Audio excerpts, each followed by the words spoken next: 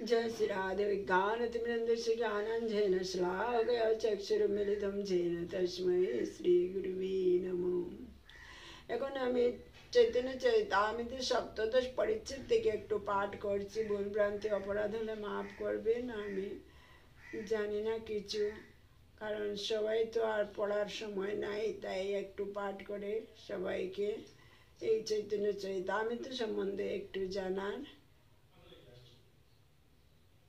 ইচ্ছা করছি। সবাই জানলে আমি খুশি হব, আমার ভগবানও খুশি হবেন। তাই যার কৃপায় যবনগণ কৃষ্ণ নাম গান করতে করতে পবিত্র চিত্ত হয়ে যান, সেই স্বতন্ত্র ও অলৌকিক লীলাকারী শ্রী চৈতন্য মহাপ্রভুকে বন্দনা করলেন গ্রন্থকার। বিদ্যা সৌন্দর্য সুবেশ খ্যাতি প্রতিপত্তি ও ভূষণ আদির উপভোগ দ্বারা এবং নিত্য কীর্তন ও নাম প্রেম বিতরণ দ্বারা শ্রী গৌরাঙ্গচন্দ্র যৌবনে সুন্দর রূপে পরিশোভিত হয়েছেন। এইভাবে কিছুদিন কাটাবার পর প্রভু পিতার পিণ্ডদানের জন্য গেলেন গয়া ধামে। সেখানে শ্রীপাদ ঈশ্বরপুরীর সঙ্গে প্রভুর হলো সাক্ষাৎকার। ঈশ্বরপুরী প্রভুকে অষ্টাক্ষর মন্ত্রে দীক্ষা দিলেন। দীক্ষার পর প্রভুর মধ্যে দেখা গেল প্রেমের প্রকাশ। গয়ার বিষ্ণু পাদপদ্ম দর্শনে প্রভুর আবেগ ও ব্যাকুলতা এবং ঈশ্বরপুরীর মন্ত্রদানের কথা বিস্তৃতভাবে শ্রী বৃন্দাবন দাস লিখেছেন। গয়া থেকে ফিরে এসে প্রভু নাম সংকীর্তনে মেতে উঠলেন। এই সময়েই শ্রী অদ্বৈতের সঙ্গে তার মিলন। তিনি অদ্বৈতকে বিশ্বরূপ দর্শন করালেন। তখন শ্রীবাস অভিষেক করলেন। খাটে বসে প্রভু ঐশ্বর্য প্রকাশ করলেন। তারপর নিত্যানন্দ স্বরূপের আগমন। প্রভু তাকে ষড়ভুজ মূর্তি দর্শন করালেন। তারপর চতুর্ভুজ, অবশেষে দ্বিভুজ মুরলীধারী মূর্তি। নিত্যানন্দ গোসাই আবেশে করলেন মুষল ধারণ। তারপর শচী দেখলেন বলরাম কৃষ্ণ দুবাই নিতাই গৌর। তারপর প্রভু জগাইমাদেরকে উদ্ধার করলেন। সেসব লীলা চৈতন্য ভাগবতে বিস্তৃত ভাবে আছে। মুরারি গুপ্তের ভবনে প্রভুর হল বরাহ আবেশ। তার স্কন্ধে চড়ে প্রভু অঙ্গনে নৃত্য করলেন। তারপর শুক্লাম্বরের তণ্ডুল ভক্ষণ করলেন।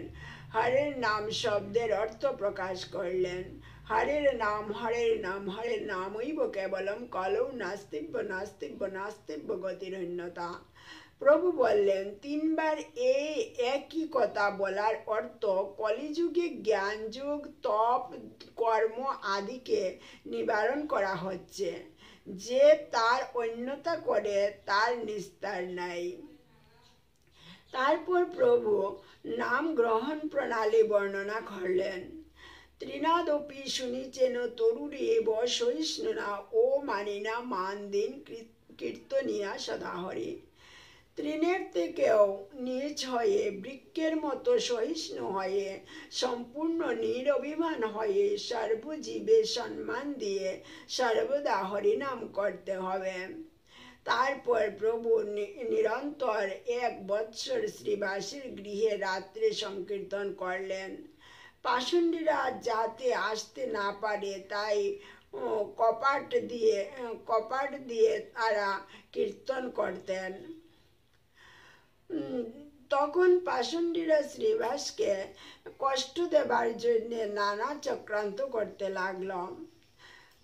গোপাল চাপাল নামে এক বিপ্র একদিন বন্ধ দরজা বাইরে ভবানী পূজা করে তার পাশে মদ্যপান করে মদ্যপান পাত্র ভার সেখানে ফেলে রেখে চলে গেল।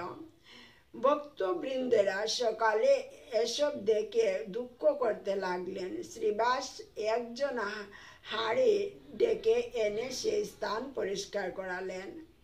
কিছুদিন পর দেখা গেল গোপাল চাপালের সর্ব অঙ্গে গলিত কুষ্ঠ দেখা দিয়েছে।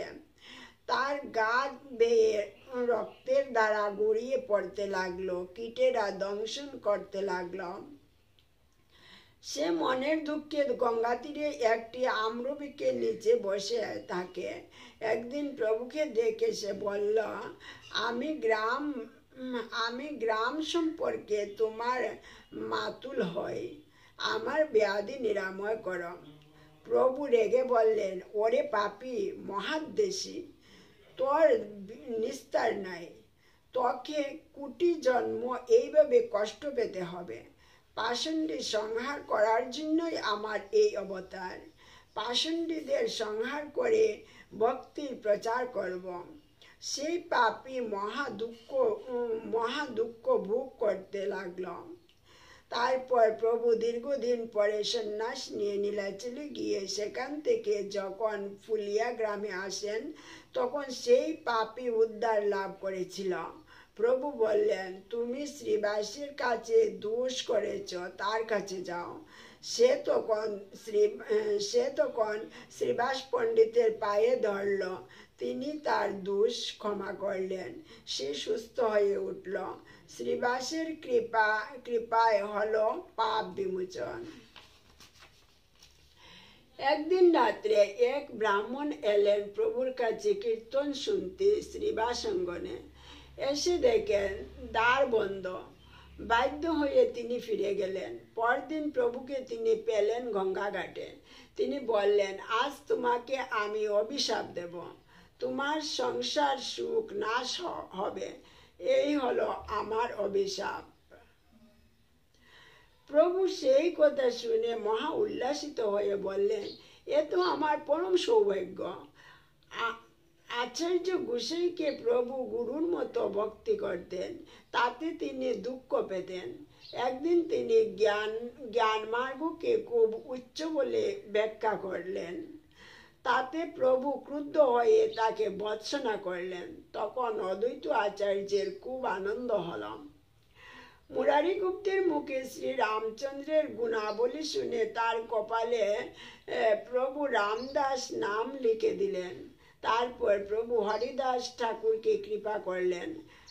আচার্যের কাছে মায়ের অপরাধ খণ্ডন করলেন। একদিন এক পড়ুয়া তার হরিনামে অর্থভাগ করল। তাতে প্রভু ক্রুদ্ধ হলেন। গঙ্গা স্নান করতে এসে তিনি বললেন, জ্ঞানে কর্মে যুগে ধর্মে কৃষ্ণ বশ হন না। কৃষ্ণ বশ হন একমাত্র প্রেম ভক্তিতে। একদিন প্রভু ভক্তদের সঙ্গে নাম কীর্তন শেষ করে অঙ্গনে এক আম্র বীজ রোপণ করলেন। দেখতে দেখতে তা বড় হয়ে সঙ্গে সঙ্গে তাতে আম ধরল, আম পাকল। সকলেই তা দেখে মহাবিস্মিত হল। প্রভু তখন কিছু আম পেড়ে কৃষ্ণের ভোগ দিলেন। তারপর প্রসাদ বিতরণ করলেন ভক্তদের। সে আমের আটি চাল কিছুই নেই, একটি মাত্র আম খেয়ে উদর পূর্ণ হল। এইভাবে প্রতিদিন 12 মাস আম ফলতে লাগলো। বৈষ্ণবেরা ফল খান, প্রভুর মনে মহা উল্লাস জাগে। একদিন কীর্তন সময়ে মেঘের দল দিয়ে এলো। প্রভু নিজ ইচ্ছায় মেঘের নিবারণ করলেন, বাড়িপাত হলো না। আর একদিন শ্রীবাসের মুখে সহস্র নাম শুনতে লাগলেন প্রভু। নৃসিংহ নাম শুনে প্রভু আবিষ্ট হলেন। সেইভাবে তিনি নগরে গদা হাতে পাষণ্ডীদের মারতে চললেন। তার সেই মহা তেজময় মূর্তি দেখে সকলে পালিয়ে যেতে লাগলো। লোকের ভয়ে দেখে প্রভু সম্মিত হয়ে ফিরে এলো। তিনি শ্রীবাসীর ঘরে এসে গদা ফেলে দিলেন। মহেশ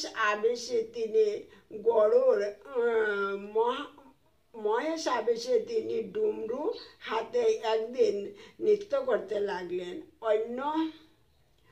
একদিন এক ভিক্ষুক প্রভুর সঙ্গে দীর্ঘক্ষণ নৃত্য কীর্তন করলে প্রভু তাকে কৃপা করে প্রেম ভক্তি দান করলেন। একদিন এলো একজন গুণী জ্যোতিষ। প্রভু তাকে বললেন, বলো তো পূর্বজন্মে আমি কে ছিলাম? জ্যোতিষ ধ্যানে দেখলো এক মহা তেজময় মূর্তি, পরতত্ত্ব, পরম ব্রহ্ম, পরম ঈশ্বর। তা দেখে জ্যোতিষী কাঁপতে ফাঁপড়ে পড়ল। প্রভু বললেন, কি হলো বলো? জ্যোতিষ মৌন হয়ে রইল। তখন আবার তাকে প্রশ্ন করলেন। সে বললে, পূর্বজন্মে তুমি ছিলে সরৈশ্বর্যময় পূর্ণ ভগবান। প্রভু হেসে বললেন, আমি জাতিতে ছিলাম গোয়ালা, গোসেবা করেছিলাম বলে সেই পুণ্যে আমার এই জন্মে ব্রাহ্মণ বংশে জন্ম হয়েছে। প্রভু তাকে প্রেম ধন দান করলেন। একদিন প্রভুর হলো বলরাম আবেশ। তিনি সোনার লাঙ্গল হাতে বলরাম মূর্তি ধারণ করলেন। তা দেখে সকলে আনন্দে নৃত্য করতে লাগলেন। প্রভু সর্বত্র নাম প্রচার করতে লাগলেন। ঘরে ঘরে লোকে প্রভুর আজ্ঞায় কীর্তন করতে লাগলো। এতে জবনরা খুব ক্রুদ্ধ হলো। তারা গিয়ে নালিশ করলো কাজীর কাছে। ক্রুদ্ধ কাজী সেদিন রাত্রে জনসাধারণের ঘরে গিয়ে খুল ভেঙে বললেন, আজ ক্ষমা করছি, কিন্তু কাল থেকে আর কীর্তন করো না, তাহলে আমি তোমাদের সর্বস্ব হরণ করে জাতিচ্যুত করব। সুকার্ত জনসাধারণ এসে সব কথা বলল প্রভুকে। প্রভু তাদের বললেন, তোমরা নিশ্চিন্তে ঘরে গিয়ে সংকীর্তন করো। কাজী বাধা দিতে এলে আজই আমি সব জবনকে সংহার করব। প্রভু তারপর নগরে প্রচার করলেন, আজই আমি নিজে কীর্তন সহ নগরে বের হব, সকলে সমবেত হও। সন্ধ্যাবেলা শত শত লোক মৃদঙ্গ করতাল সহ চলল নাম কীর্তন করতে। তিন সম্প্রদায়ে বিভক্ত হল সেই দল। আগে হরিদাসের দল, মাঝে অদ্বৈতের দল, পেছনে নিতাই গৌরের সম্প্রদায়। তর্জন গর্জন করে নাম করতে করতে সকলে গেল কাজীর ভবনে। কিন্তু কাজী তা দেখে ভয়ে পলায়ন করল। বিস্তার করে শ্রী বৃন্দাবন দাস একথা বর্ণনা করেছেন। কাজীকে তখন লোক পাঠিয়ে প্রভু ডাক দিলেন। কাজী এলে তিনি বললেন, তোমার গৃহে অতিথি, তুমি কেন লুকিয়ে থাকো? কাজী বললেন, তুমি ক্রুদ্ধ হয়েছিলে বলে লুকিয়েছিলাম, এখন ক্রোধ চলে গেছে তাই বের হয়েছি। নীলাম্বর চক্রবর্তী গ্রাম সম্পর্কে আমার চাচা হন, তাই তুমি হও আমার ভাগ্নে, তাই আমার উপরে তোমার রাগ করা উচিত নয়। প্রভু বললেন, এক প্রশ্ন করতে তোমার কাছে এলাম। গরুকে মাতা বলে তোমরা দুগ্ধ যদি খাও, তাহলে হত্যা করে তার মাংস খাও কেন? কাজী বললেন, তোমাদের বেদে তো গমের যজ্ঞ আছে। প্রভু বললেন, হ্যাঁ, কিন্তু ঋষিরা গহত্যা করে তাকে ফিরে বাঁচাতে পারতেন, তোমরা বাঁচাতে পারো না, বধ করো। গহত্যা করলে অনন্ত নরকে তার স্থান হয়।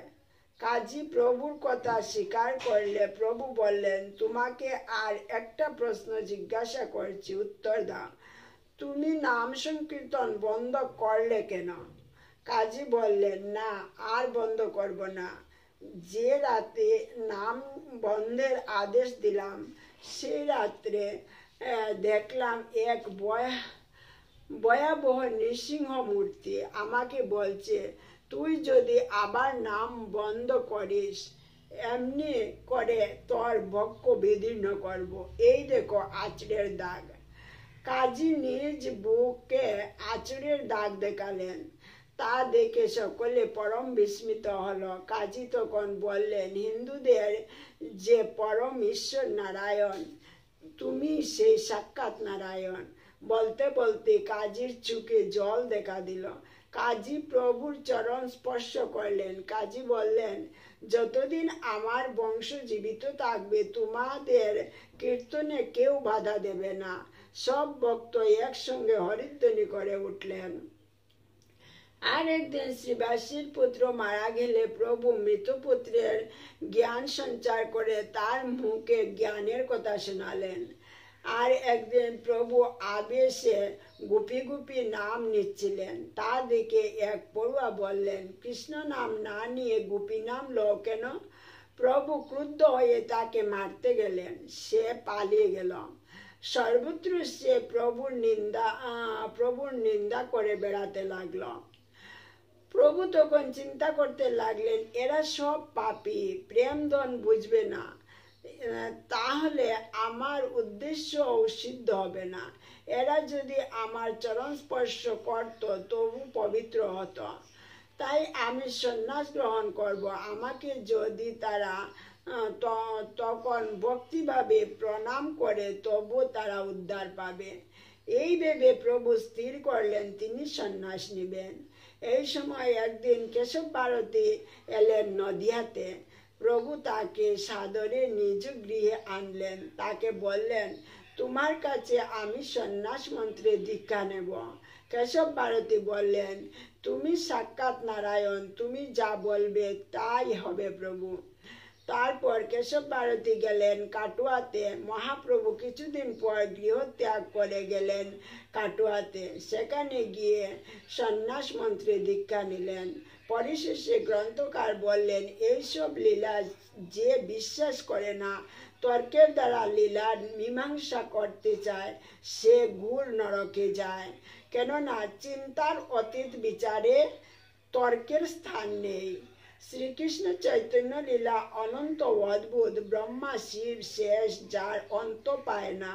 অংশ মাত্র যে শুনে সেও হয় দৈন্য। আদি লীলা সমাপ্ত। হরে কৃষ্ণ কৃষ্ণ কৃষ্ণ হরে হরে, হরে রাম রাম